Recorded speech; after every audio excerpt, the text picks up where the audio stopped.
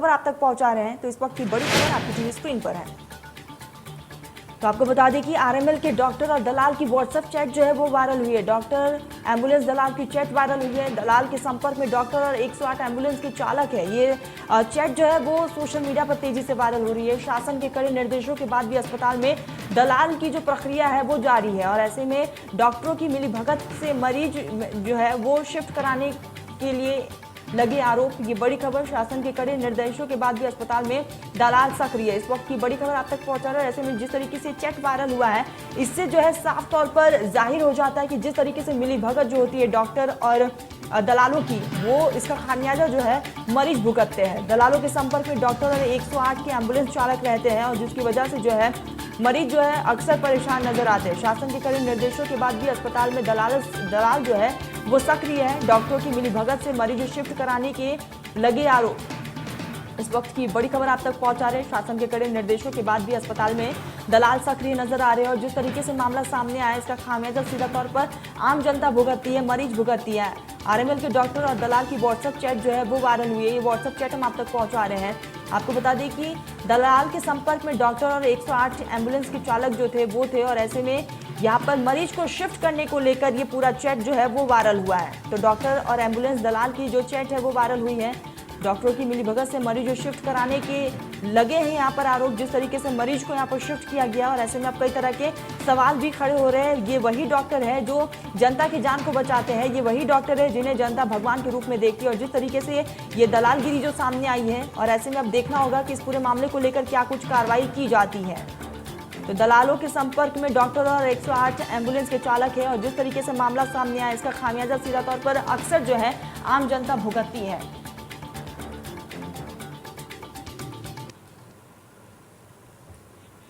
सहयोगी निकिता जुड़ चुकी है लाइव। निकिता, जिस तरीके से आम जनता जो है डॉक्टर को भगवान के रूप में देखता है, लेकिन अगर वही भगवान दलाली करने लग जाए तो क्या कहेंगे?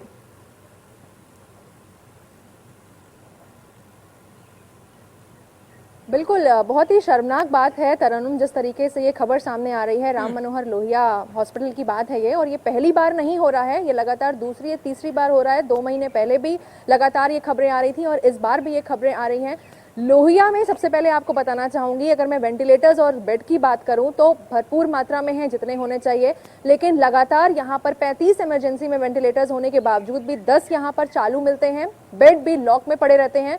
लगातार यहाँ पर इमरजेंसी के बाहर दलाल घूमा करते हैं जो डॉक्टर्स की निगरानी में आते हैं और यहाँ के कुछ डॉक्टर्स जो हैं उन्होंने डायरेक्ट डील कर रखी है प्राइवेट हॉस्पिटल्स में और मरीजों को वही दलालों के साथ मिलकर के तमाम चीज़ों की कमी बता करके निजी हॉस्पिटल, प्राइवेट हॉस्पिटल में भेज देते हैं।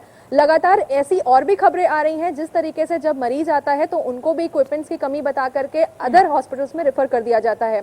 अब यहाँ पर 30 से 40 जो हजार रुपए हैं वो डॉक्टर्स की कमीशन बंधी है।